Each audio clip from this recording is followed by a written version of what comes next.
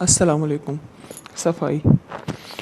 अकबर उम्र जे लिहाज़ खां नंढो हो, पर हिन जा ख़्याल जवान हा। मैट्रिक में पढ़ी रहियो हो। अक्सर पंहिंजे दोस्तनि खे चवंदो हो त ज़िंदगी जो असुलु मज़ो ॿियनि जे लाइ जीअण में आहे। माण्हू ॿियनि जी मदद कंदो रहे। ही वालिदैन जो अकेलो पुटु हो। हिन जा माइट हिन खे हिमत खे ॾिसी पिया बाग बहार थींदा हुआ।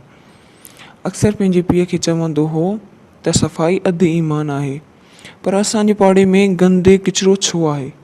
नालियूं गंदे पाणी सां भरियूं पियूं आहिनि, रस्ता सभु गंदा थिया पिया आहिनि, जंहिंजे करे जीवड़ा मच्छर वधी रहिया आहिनि, बीमारियूं पैदा थी रहियूं आहिनि। हिन जो पीउ हिन खे चवंदो हो त पुट, जेके वॾा भाषण ॾींदा आहिनि उहे कुझु बि करे न सघिया आहिनि, पाण ग़रीब छा था करे सघूं। जंहिं ते ही चवंदो हो त बाबा, पाण सभु गॾिजी हिमत करियूं त सभु कुझु करे सघूं था। सफ़ाई करण में को बि ऐब न आहे।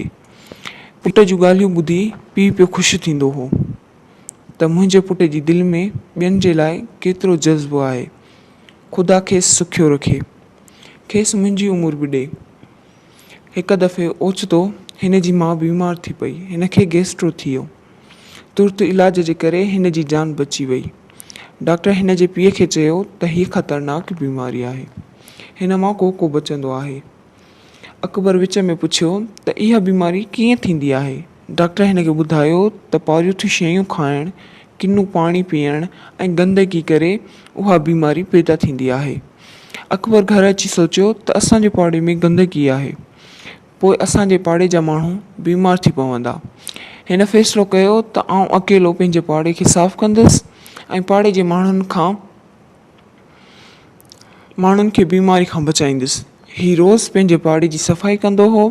हिन जे पाड़े मां गंद किचिरो ख़तमु थींदो वियो। जॾहिं पाड़े जे माण्हुनि हिन जी हिमत खे ॾिठो त हिन जो साथ ॾियणु लॻा।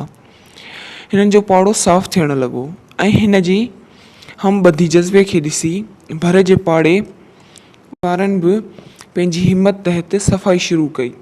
ईअं इहो सिलसिलो वधंदो ॾिसंदे ॾिसंदे सॼो शहर साफ़ु थी वियो। किथे बि गंद ॾिसण में न आयो ऐं माण्हू घर जो गंद किचिरो बि हिकु हंधि गॾु करणु लॻा। हिकु ॾींहुं पाड़े वारनि अकबर खे चयो त पुट, तूं असांखे सेखारियो त ज़िंदगीअ जो असुलु मज़ो ॿियनि जे लाइ जीअणु आहे। असांखे अॼु ख़बर पई त सफ़ाई जहिड़ी ॿी का बि शइ न आहे।